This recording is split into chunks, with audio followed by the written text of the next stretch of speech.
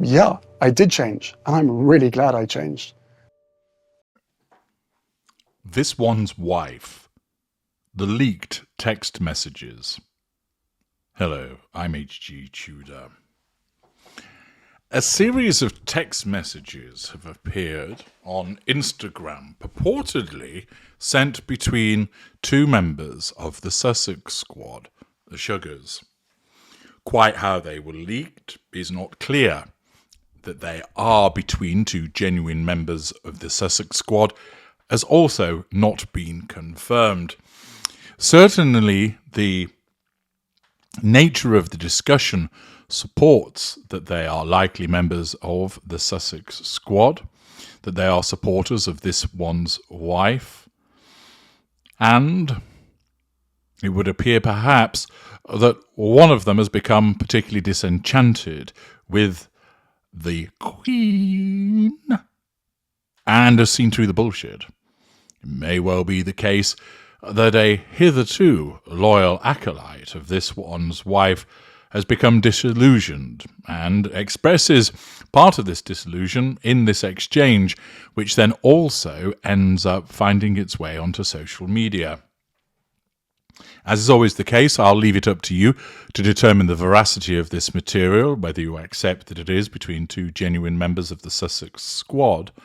But on the basis that it is, it does provide us with some rather interesting insight, both into those individuals that support this one's wife and what has gone on in relation to the recent Faux Royal tour in Nigeria. The conversation commences with one of the participants writing, "The useless tour is finally over, LOL. It's not useless, counters the other. Free food, free hotel stay, free clothes. You don't like our Aso-Ebi clothes." "She was lapping up the attention," comes the response. "You are a hater. This one's wife was supposed to meet and have a photo op with the First Lady, but it was denied." Thus, if that's correct, this one's wife finds herself again being wounded by the refusal of somebody in a position of prestige refusing to have a photo opportunity with her. The other participant asks, why did they deny her? The First Lady office reached out to the British consulate, who clarified that it was a private visit. Oh, that's good. You know, Tanuki now works in the First Lady's office, so she knew about the request. Oh, Uncle John's daughter that graduated from university in Exeter, comes the reply. Thus, the two Sugars appear to be discussing what's gone on recently in Nigeria, although one of them is evidently expressing some dissatisfaction with the behaviour of this one's wife. Yes, all the officials in the presidency were instructed not to participate in the tour. There was no active engagement from the federal government. Accordingly, this would fit with the suggestion or confirmation that came from the British High Commissioner that this was just a private visit, and therefore Nigeria responded by not involving anybody from the federal government. The participant asks, who covered their security? A legitimate question, of course. The army, comes the response. There were no Secret Service officers.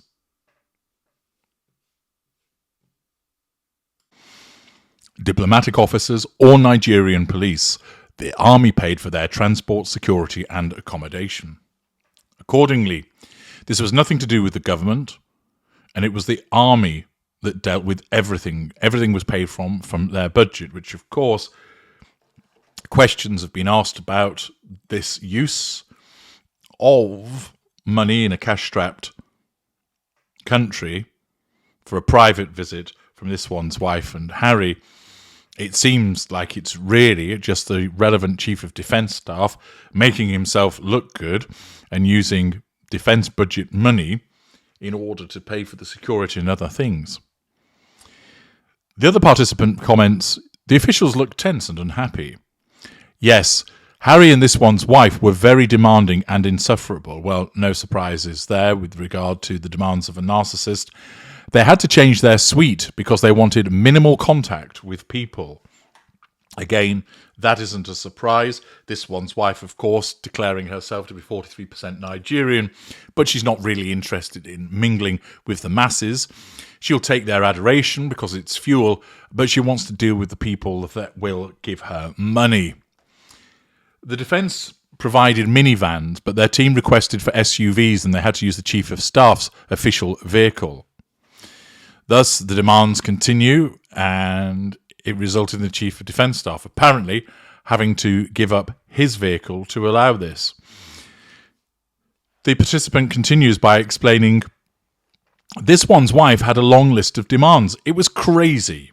Again, it's not a surprise that a narcissist would have considerable demands as to what was required. Is it true they didn't touch their lunch or dinner? Asks the other participant. No, they came with their own chef. LOL, they travelled with a chef? Yes, and with a stylist and wardrobe assistant for Harry. I saw them when we had her private meeting with this one's wife.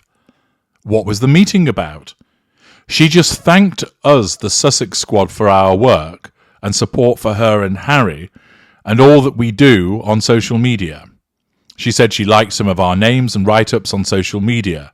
She informed us about other upcoming projects. Harry walked by and said hi to us. She is very thin, I must say. Well, we can all see that this one's wife is rather thin, and it would appear here that there is a clear connection that has formed between this one's wife and the Sussex Squad. She recognises their existence, which is not a surprise, but it apparently has gone further in terms of actually meeting with at least one member of this organisation and thanking them for what they do, which would include, therefore, thanking them for the haranguing that they engage in and the bullying and the trolling that they engage in relation to the Princess of Wales and the Prince of Wales. Is this an endorsement by this one's wife of their unpleasant behaviours? It certainly seems that way, if, of course, this text exchange is legitimate. We do know, of course, that there were members of the Sussex Squad in Nigeria. They were a group of ladies who were all wearing the similar style of dress and were making a lot of noise when they turned up at one of the events.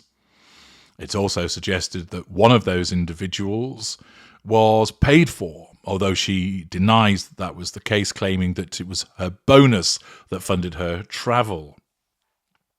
The exchange continues with the participant asking, what about Harry?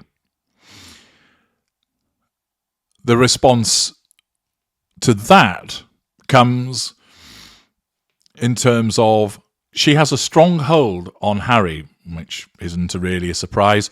She strictly manages Harry's conversation around people. Harry looks so slow. Harry is the full one. He didn't attend university, comes the reply. A response to that is, Nigerians were not happy with the visit at all. The officials were not happy, it was a waste of resources, and bad luck for President Tinubu. Again, unsurprising that the majority of Nigerians were not welcoming of the event, something that we picked up from elsewhere. The comment comes, it seems there were lots of crowds there. The reply to that is not really. We paid them to show up.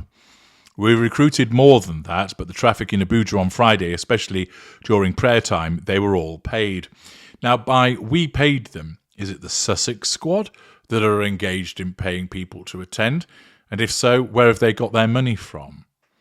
Or are they talking about funds that have been provided to them when they say we? Does that mean sort of their side, i.e. the Sussexes? Did they pay these crowds to turn up? Again, it'd be hardly surprising for a narcissist to engage in such behaviour in order to make herself look more popular. Oh, wow, responds the other participant to the conversation on being told about this revelation in relation to the paying of crowds for turning up at the events. Harry and this one's wife paid into some of the event they attended. Mo Abudu event was already planned. This one's wife's team reached out to the organiser and paid for her attendance, which is good for Mo Abudu. The reply to that is, Auntie Mo only cares about her money and her projects. This one's wife travelled with a chef, LOL. Yes, OA stylist, wardrobe attendants, assistants, they were all at the accommodation. This is quite entertaining, for if it is true that she attends with the stylist and still looks the mess that she did, although, of course, she's never one to take advice. The other participant observes, this is not about Invictus. It is about this one's wife. We all know that, comes the reply. It's about branding, not the veterans. The hospital patients were all planted and orchestrated. Did you army doctors around? I think they mean, did you see any army doctors around? They didn't visit any military hospital in Abuja or national hospital where veterans receive treatment. It's sad. They made it all about this one's wife. I saw your fellow Sussex Squad too, LOL. Now, what's strange about this exchange is that these are supposedly loyal members of the Sussex Squad, but they are dissing the Sussexes. Of course, if they're just paid for their involvement, they have no real loyalty to them. And in a way, one could look at it like two employees grumbling about their boss, which is quite common. People have a job, they're paid to do it, but they often complain about colleagues and particularly management and the boss. So we might be witnessing something similar here. Just because they're disapproving and critical of the Sussexes doesn't necessarily mean that the legitimacy of this exchange is diminished in any way. It touches on a number of matters which show that apparently crowds were paid for, that members of the Sussex Squad are paid for, that the Sussex Squad was praised by this one's wife, that it was all about this one's wife and not to do with Invictus, that she travelled with a stylist, and that photos with the hospital veterans were just orchestrated and they didn't actually visit any military hospital. That, again, could well be accurate. If you recall from the pictures that were produced both in the media and by Meeson Harriman of Harry meeting the three gentlemen in a supposed military hospital, they were all taken from one angle. The beds were in the corner of the room, and I have to say, the individuals didn't look like they were actually recovering, other than the fact that they were lying around. I don't know if you noticed, but I certainly did. There was no hospital equipment around them. There were no machines. There was no oxygen tanks. There was nothing built into the wall, as you might ordinarily find in a hospital, whereby there would be perhaps an alarm to summon nurses, that there would be various drips and so forth, monitoring equipment. There was nothing. Even though this was taking place in a third world country, you would still have expected to see more hospital equipment. Otherwise, it's not a hospital, is it? If they're meant to be in a hospital recovering, you would expect to see some form of equipment around them. Furthermore, we didn't see anywhere else in the hospital. You didn't see the entrance. You didn't see corridors. It was all just in this room. It was as if 3 volunteers had been found, and were told, stick these patient outfits on and lie on the bed, wear sunglasses, and Harry will come round and talk to you. Watch out, he might try and grab your nipple whilst he's chatting to you. It certainly lacked authenticity. The fact that it took place in just one location, with an absence of hospital equipment, there were no doctors around. Ordinarily, when you would see a member of the royal family going to meet somebody in hospital, there's a chair by the side of the bed, you can see the equipment, there are a couple of doctors standing around, you clearly can see that it's taking place in a hospital, and the film footage is such that they're moving around a ward. Here, it was all confined to one corner, and as this individual has said, they didn't actually go to the national hospital or military hospital, so where did they actually go? It wouldn't be a surprise, of course, if this one's wife and Harry were engaging this kind of artifice. The Narcissist is well known for the staging and orchestration of events, and Harry goes along with these things for reasons that I've explained in the past. You can make your own mind up as to the veracity of these texts, whether they are legitimate, whether they come from 2 members of the Sussex Squad who are showing a degree of disillusionment, which also is telling in itself. Never meet your heroes, huh? In relation to the Sussexes, and in particular to this one's wife. And if it is correct and accurate, it's quite telling with regard to a number of the behaviours. What do you think? Do you think these are legitimate texts?